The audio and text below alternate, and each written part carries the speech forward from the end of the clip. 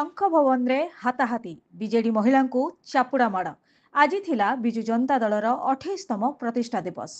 शंख भवन रे बेस जाकचकम रे पालित होइतिला। महिला नेत्रींकठू आरंभ करी युव छात्र नेता नेत्री समस्त एकाठी होइतिले आजिर प्रतिष्ठा दिवस कार्यक्रम रे। सकाळ 10:30 रु दिन 1:30 पर्यंत चलीथिला बीजेडी रो प्रतिष्ठा दिवस कार्यक्रम। शंख भवन रे प्रतिष्ठा दिवस चलीथिबा समय रे आज अपराह्न रे हठात बीजेडी मुखपात्र इप्सिता साहू को आक्रमण होइछि, जार भाइराल वीडियो आपण माने वर्तमान देखुचंदी। आपण माने देखि पारथिबे किभଳି सर्वसम्मुख रे जणे महिला नेत्री इप्सिता को चापुड़ा मारछंती। एही समय रे शह शह कर्मी सेठारे उपस्थित थिले। कोनोसी कथा को नै जणे महिला कर्मी इप्सिता साहू को चापुड़ा मारछंती।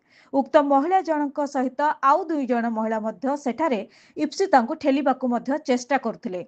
से दुई जण महिला मध्यरु जणे हेउचंती सुमित्रा जेना, जी कांग्रेस छाड़ी बीजेडी रे जोग दैथिले। सेठारे उपस्थित थिबा समस्त कर्मकर्ता माने महिला मानकु बुझेबाकू चेष्टा करथिले, हेले बीजेडी रा महिला गोष्ठी काहेकि इप्सिता साहू को आक्रमण कले ता स्पष्ट रूपे जणा पड़ी नाही। बीजेडी रा प्रतिष्ठा दिवस रे एभली एक अप्रीतिकर घटना को नै सबुआडे वर्तमान चर्चा जोर धरिबाकू लागिछि।